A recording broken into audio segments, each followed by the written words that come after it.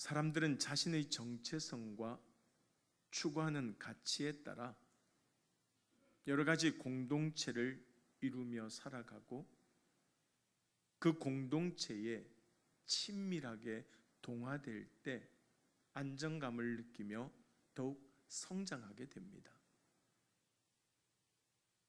한 랍비에게 5명의 아들이 있었는데 어느 날 밤에 셋째 아들이 조용히 아버지에게 와서는 다른 형제들은 정신없이 잠만 자는데 자기는 그런 형제들을 위해서 깨어 기도하고 있다고 자랑스럽게 말했습니다. 그러자 랍비는 그 아들에게 자기가 가장 바르고 뛰어나다고 생각하면서 형제를 위해 기도하는 것보다는 차라리 형제들과 함께 잠을 자는 편이 더 낫다고 타일렀다고 합니다. 무슨 말입니까? 가족이든 교회든 온전히 하나가 되는 공동체를 이루기 위해서는 나를 먼저 낮추고 상대방을 존중하고 사랑하는 마음이 우선되어야 한다는 것이에요. 오늘 우리가 읽은 본문을 기록한 사도 요한은 그 누구보다 사랑을 강조하면서 온전한 믿음의 공동체를 이루는 일에 힘썼던 사람입니다. 그런데 사도 요한이 예수님을 알지 못하는 이방인들에게 요한복음을 쓸 당시에는 자신을 뭐라고 소개하느냐? 예수께서 사랑하시는 자, 그렇게 소개하죠. 요한복음 13장 23절 우리 같이 한번 읽어볼까요? 예수의 제자 중 하나 곧 그가 사랑하시는 자가 예수의 품에 의지하여 누웠는지라. 저기서 사랑하시는 자가 누구예요? 사도 요한 자기를 가리키는 것이죠. 또 요한복음 19장 26절도 한번 보세요. 같이 한번 읽어볼까요? 예수께서 자기의 어머니와 사랑하시는 제자가 곁에 서 있는 것을 보시고 자기의 어머니께 말씀하시되 여자여 보소서 아들이니이다 하시고, 즉 예수님의 사랑을 직접 받은 제자로서 그 예수님이 누구신가를 증언하고자 했던 것이에요. 그런데 이후에 쓴 요한 서신에는 자신을 뭐라고 소개하느냐? 장로라고 소개하고 이 편지를 받는 사람들을 자녀들이라고 부릅니다. 요한 1서 3장 7절 말씀을 같이 한번 읽어볼까요? 자녀들아 아무도 너희를 미혹하지 못하게 하라. 의를 행하는 자는 그의 의로우심과 같이 의롭고. 즉 요한 서신은 교회 공동체의 지도자로서 예수님을 믿는 성도들에게 보내는 편지였던 것이죠. 특별히 교회를 어지럽히는 적 그리스도, 곧 이단에 맞서서 교회 공동체를 지키기 위해 편지한다고 그 의도를 밝히고 있습니다. 요한 1서 2장 18절에서 19절입니다. 같이 읽습니다. 아이들아 지금은 마지막 때라. 적 그리스도가 오리라는 말을 너희가 들은 것과 같이 지금도 많은 적 그리스도가 일어났으니 그러므로 우리가 마지막 때인 줄 아노라. 그들이 우리에게 나갔으나 우리에게 속하지 아니하였나니 만일 우리에게 속하였더라면 우리와 함께 거하였으려니와 그들이 나간 것은 다 우리에게 속하지 아니함을 나타내려 함이니라. 그렇습니다. 교회 공동체의 존재 이유는 우리를 위해 이 땅에 오신 예수 그리스도의 사랑 안에서 서로 사랑하고 아직 그 사랑을 알지 못하는 자들에게 힘써 복음을 전하기 위함이라는 것이에요. 그렇다면 교회 공동체에 속한 우리 성도들이 힘써 지켜야 할 복음은 무엇인가? 오늘 이 요한 1서에서 우리에게 말씀하고 있는 복음의 핵심은 무엇이냐? 첫 번째로 복음은 생명의 말씀을 경험하는 것이에요. 생명의 말씀을 경험하는 것. 자, 오늘 본문 1절 말씀 우리 같이 한번 읽어볼까요? 태초부터 있는 생명의 말씀에 관하여는 우리가 들은 바요 눈으로 본 바요 자세히 보고 우리 손으로 만진 바라. 자, 여기서 생명의 말씀은 누구를 가리키는 것일까요? 예수 그리스도를 가리키는 것이죠. 그런데 이 말씀을 읽으면서 떠오르는 말씀이 있지 않습니까? 요한복음 1장 1절 말씀, 우리가 잘 아는 말씀이기도 하죠. 같이 한번 읽어보겠습니다. 태초에 말씀이 계시니라. 이 말씀이 하나님과 함께 계셨으니 이 말씀은 곧 하나님이시니라. 할렐루야. 태초에 말씀이 계셨대요. 그 말씀이 그럼 누구라는 거예요? 예수 그리스도라는 것입니다. 누가 봐도 요한복음과 요한 1서의 저자가 동일하다는 사실을 알 수 있는 말씀이에요. 또 사도 요한은 요한복음 1장 14절에서 뭐라고 이야기합니까? 말씀이 육신이 되어 우리 가운데 거하시며 그가 바로 누구라는 것이에요? 예수 그리스도라고 선언하고 있는 것입니다. 그리고 오늘 본문에서도 똑같이 기록하고 있어요. 요한 1서 1장 3절 말씀, 오늘 본문 3절입니다. 같이 한번 읽어보겠습니다. 우리가 보고 들은 바를 너희에게도 전함은 너희로 우리와 사귐이 있게 하려 함이니 우리의 사귐은 아버지와 그의 아들 예수 그리스도와 더불어 누림이라. 할렐루야. 우리가 보고 들은 말씀이 곧 누구라는 거예요? 예수 그리스도라는 말입니다. 중요한 것은 이 사도 요한이 기록한 구절들이 단순히 동일한 사건을 반복적으로 증언하고 있는 것이 아니라는 사실입니다.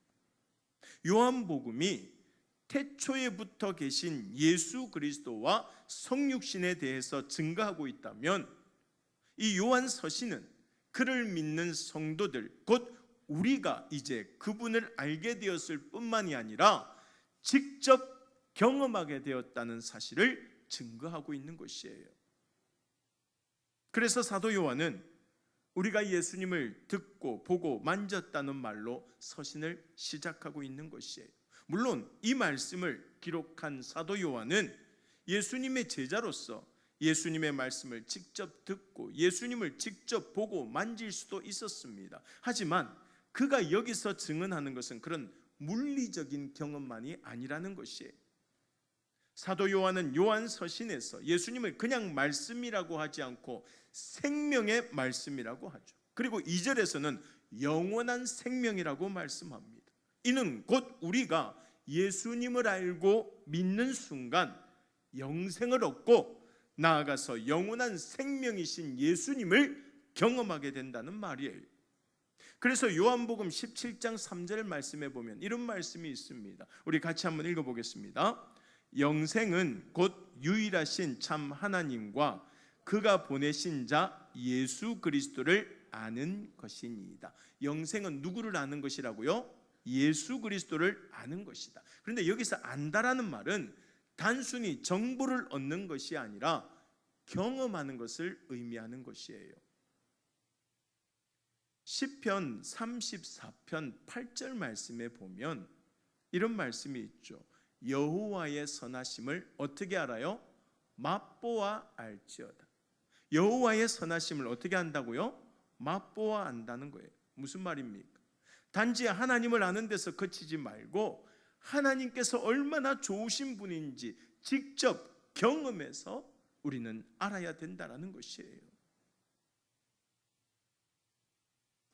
일본에서 자기가 하는 일에 방해가 된다는 이유로 남녀노소를 가리지 않고 많은 사람을 살해하고 사형 선고를 받은 토키치 이시라는 사람이 있었습니다. 어느 날 아무런 유침도 없이 사형수로 복역하던 그에게 캐나다 여인 2명이 찾아와서 복음을 전했어요. 물론 그는 화만 내면서 전혀 듣지 않았고 여인들은 그에게 꼭 읽어보라며 성경을 건네주고 떠났습니다. 그리고 시간이 한참 흐른 뒤에 너무 심심해서 할 일도 없고 너무 심심해서 던져뒀던 성경을 뒤적이던 그가 예수님께서 십자가에 못 박힌 이야기를 읽게 되었습니다. 그리고 예수님께서 아버지 저들을 사하여 주옵소서 자기들이 하는 것을 알지 못함이니이다. 그 말씀을 읽고 꼬꾸라지고 말았습니다. 그는 당시의 상황을 이렇게 고백합니다. 나는 그 구줄에서 멈추었다. 마치 손가락보다 더 굵은 대못이 박힌 것처럼 가슴이 아팠다. 그것을 그리스도의 사랑이라고 해야 할지, 불쌍히 여기는 마음이라고 해야 할지 나는 모른다. 다만 내가 아는 것은 내가 하나님을 믿게 되었고 강팍한 내 마음이 변했다는 것이다. 후에 사형이 집행되는 날, 그를 사형장으로 끌고 가던 간수는 그날 자신이 만난 사람은 평소에 알고 있던 험악한 살인마가 아니라 자신이 죄인임을 깨닫고 회개하는 겸손한 죄인이었다고 말했습니다. 사랑하는 여러분, 예수님을 믿는다는 것은 예수님의 사랑을 경험하는 것이에요. 그리고 그 사랑으로 거듭나는 것입니다. 따라서 복음은 우리에게 예수님이 누구인지, 어떤 일을 하셨는지에 관한 정보를 알려주는 것이 아니라 그분의 사랑과 은혜를 직접 경험하도록 이끌어서 영원한 생명을 얻게 하는 기쁜 소식이라는 사실을 기억하시기 바랍니다. 그러므로 예배와 말씀을 통하여서 듣고 배운 하나님의 사랑을 경험하게 해달라고 날마다 기도할 수 있기를 바랍니다. 그리할 때 하늘 보좌를 버리고 이 땅에 오셔서 십자가를 지신 예수님의 그 희생과 사랑이 오직 나 한 사람, 죄로 죽을 수밖에 없는 이 죄인을 위한 사랑이라는 사실을 깨닫게 될 줄로 믿습니다. 두 번째로 복음은 하나님과 예수 그리스도와의 사귐을 누리는 것이에요. 예수님과의 사귐. 오늘 본문 3절 말씀 우리 다시 한번 읽어볼까요? 우리가 보고 들은 바를 너희에게도 전함은 너희로 우리와 사귐이 있게 하려 함이니 우리의 사귐은 아버지와 그의 아들 예수 그리스도와 더불어 누림이라. 자, 여러분, 여기서 사귐이라고 하는 단어는 헬라어 코이노니아라고 하죠. 이 코이노니아는 복음적인 삶의 본질을 나타내는 아주 중요한 단어입니다. 즉, 복음을 받은 사람은 하나님과 예수님을 믿을 뿐만이 아니라 주님과 더불어 교제하는 삶을 살아야 한다는 것이에요. 사실 복음을 통하여서 자신이 죄인임을 깨닫고 예수 그리스도의 은혜로 죄사함을 받아 구원을 얻었다는 사실을 알게 된 우리가 감히 우리를 위해 십자가 지신 예수님과 교제한다는 것은 참으로 감격스러운 일이 아닐 수가 없는 거예요. 게다가 세상 만물을 창조하시고 다스리시는 전능하신 하나님의 자녀로 살아간다는 것은 정말로 어마어마한 특권입니다. 우리는 조금만 유명하거나 힘이 있는 사람을 길에서 우연히 만나기만 해도 자랑하기에 바쁩니다. 야, 저 사람 만났어. 저 사람 대단한 사람인데 내 눈하고 마주쳤어. 그냥 난리가 나는 거죠. 그런 사람들과 먼 친척벌이라도 되면 실은 사돈의 팔촌의 옆집에만 살아도 왠지 자기가 특별한 사람이 된 것처럼 괜히 어깨에 힘이 들어갑니다. 그런데 우리는 이미 창조주 하나님과 구세주 예수님을 만난 사람들 아닙니까? 참으로 감격스럽고 놀라운 일이에요. 그리고 더욱 놀라운 것은 그런 하나님께서 앞으로도 계속 우리를 만나주시고 우리와 함께 하신다는 사실입니다. 하지만 안타깝게도 이미 하나님을 만나고도 하나님과 교제하지 못하는 성도들이 너무나 많다는 거예요. 하나님 앞에 잠시 나왔다가 다시 세상으로 돌아가 버리기를 반복하면서 자녀의 특권을 누리지 못한다는 것입니다. 1965년 강원도 정선에 예수원을 설립하고 진정한 사랑의 공동체를 이루고자 했던 대천덕 신부님은 한국 교회가 더욱 성숙해지려면 교회관부터 변화해야 한다고 강조했어요. 어릴 때 중국에서 나고 자란 덕에 중국어와 한자에도 능했던 신부님은 교회라는 말을 한문으로 쓸 때 교자가 무슨 교자죠? 가르칠 교자죠. 그런데 이 가르칠 교를 쓰지 말고 사귈 교를 쓰라고 하는 거예요. 한자 한번 보여주세요. 가르칠 교가 아니라 사길교를 쓰고 축도할 때 선포하는 것처럼 교회는 성령의 교통하심이 있는 공동체가 되어야 한다고 늘 말했습니다. 그리고 신부님은 일평생 예수원을 통하여 가진 자와 가지지 못한 자, 배운 자와 배우지 못한 자, 건강한 자와 불편한 자가 모두 예수 그리스도 안에서 진정한 가족이 되는 공동체를 이루기 위해 애쓰셨다는 것이죠. 여러분, 사도 요한이 편지를 통하여서 성도들에게 말하고자 했던 것도 구원받은 자들이 먼저 하나님과 교제하고 하나님을 믿는 사람들과 교제하면서 온전한 사랑의 공동체를 이루어가야 한다는 것입니다. 나아가서 미움과 갈등과 다툼이 난무하는 이 세상에서 상처받고 지친 영혼들이 그 공동체 안으로 들어와서 하나님 아버지와 그의 아들 예수 그리스도와 더불어 누릴 수 있게 하기 위함임을 우리는 깨달으며 날마다 힘써 복음을 전할 수 있는 저와 여러분들이 다 될 수 있기를 주님의 이름으로 간절히 소망합니다. 마지막 세 번째로 복음은 기쁨이 충만한 삶을 약속하는 소식입니다. 무엇이 충만한 삶요? 기쁨이 충만한 삶. 오늘 본문 4절 말씀 한번 보세요. 같이 한번 읽어보겠습니다. 우리가 이것을 쓰면 우리의 기쁨이 충만하게 하려 함이라. 할렐루야. 사도 요한은 이 편지를 쓰는 그리고 이 편지를 받는 성도들의 기쁨이 충만하게 하려고 이 글을 쓴다고 말합니다. 사실 사도 요한은 요한복음 15장에서도 포도나무 비유를 통하여서 이 기쁨에 대해서 말한 적이 있어요. 요한복음 15장 11절 말씀 우리 같이 한번 읽어볼까요? 내가 이것을 너희에게 이름은 내 무엇이 기쁨이 너희 안에 있어 너희 무엇을 기쁨을 충만하게 하려 함이라.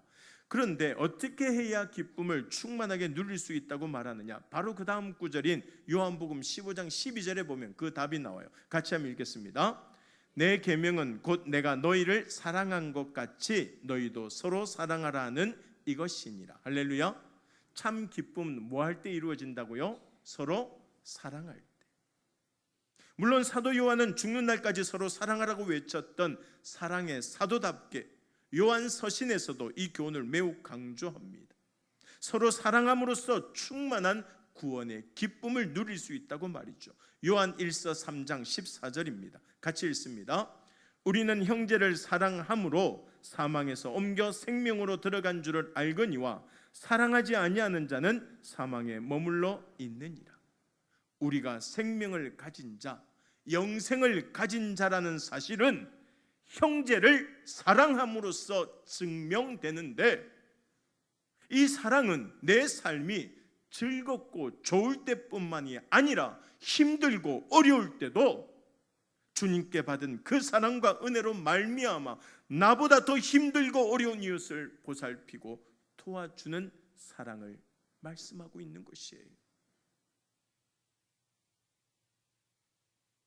그리고 히브리서 기자는 우리에게 또 이렇게 권면합니다. 히브리서 13장 1절에서 2절 말씀 같이 한번 읽겠습니다. 형제 사랑하기를 계속하고 손님 대접하기를 잊지 말라. 이로써 부지 중에 천사들을 대접한 이들이 있었느니라.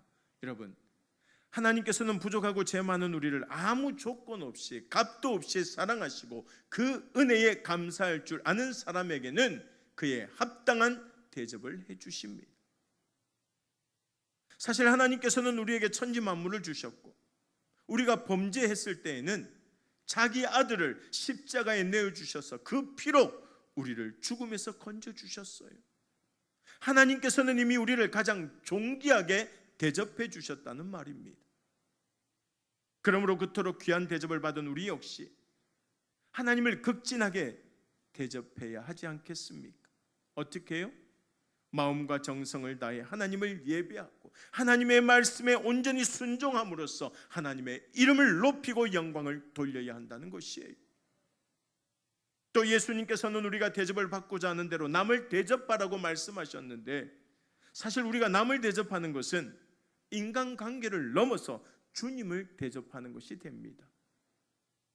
즉 남을 대접하라는 주님의 말씀에 순종했으니 주님을 대접하는 것이며, 주님께서 목숨을 주시기까지 사랑하신 사람을 대접했으니 이 또한 주님을 대접하는 것이라는 말이에요.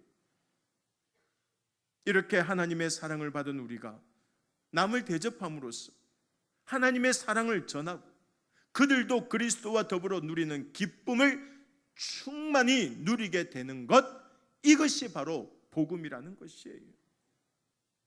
이처럼 복음은 예수님의 십자가 보혈로 우리가 구원받았듯이 우리의 헌신과 사랑으로 이웃들도 예수님을 만나고 예수님과 더불어 교제하여서 구원의 기쁨을 누리는 것입니다. 그리고 이것이 다시 우리에게 기쁨이 되어 돌아오는 것이죠. 그러므로 두려워하지 말고 담대히 복음을 전하라고 말씀합니다. 그래서 사도 요한도 두려움을 버리고 온전한 사랑을 이루라고 말하는 것이죠. 요한 1서 4장 18절 말씀 우리 같이 한번 읽어보겠습니다.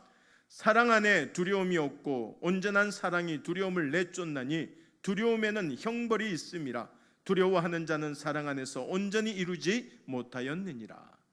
무슨 말입니까? 무슨 일을 하든지 사랑이 동기가 되면 누구나 자신이 할 수 있는 최대한의 노력을 기울이게 됩니다. 또한 가진 것을 다 쏟아부어도 아깝지 않아요. 사랑이 두려움을 이기는 것입니다. 그래서 사랑이 더욱 온전한 사랑을 이루게 되는 것이죠. 그러나 어떤 일에 두려움이 동기가 되면 최소한의 것밖에 할 수가 없어요. 혼나지 않을 만큼만 하려고 하기 때문입니다. 그래서 두려운 마음으로 하는 일은 결과와 평가에 대한 걱정만 가득하고 사랑이 없는 것이죠. 사랑하는 여러분, 생명은 살아있음을 의미합니다. 살아있는 것은 그 생명력을 감추지 못하죠. 늘 그 자리에 가만히 서 있는 것 같은 나무도 자라고 꽃을 피우고 열매를 맺으며 자신이 살아있음을 드러냅니다. 동물 또한 움직이고 성장함으로써 살아있음을 나타내요. 마찬가지로 우리의 믿음이 살아있는 것이라면, 우리 안에 영원한 생명이 있다면 우리 역시 세상에 우리의 믿음을 드러내야 하지 않겠습니까? 그러므로 이제 우리가 믿고 경험한 생명의 말씀을 힘써 전하는 하나님의 백성들이 될 수 있기를 간절히 소망합니다. 우리가 받은 하나님의 사랑과 구원의 은혜를 힘써 전하여서 많은 사람들이 하나님의 사랑을 경험하고 예수 그리스도와 더불어 누리는 기쁨이 충만한 사랑의 공동체를 온전히 이루어가는 우리 간만의 모든 가족들이 다 될 수 있기를 주님의 이름으로 간절히 소망합니다.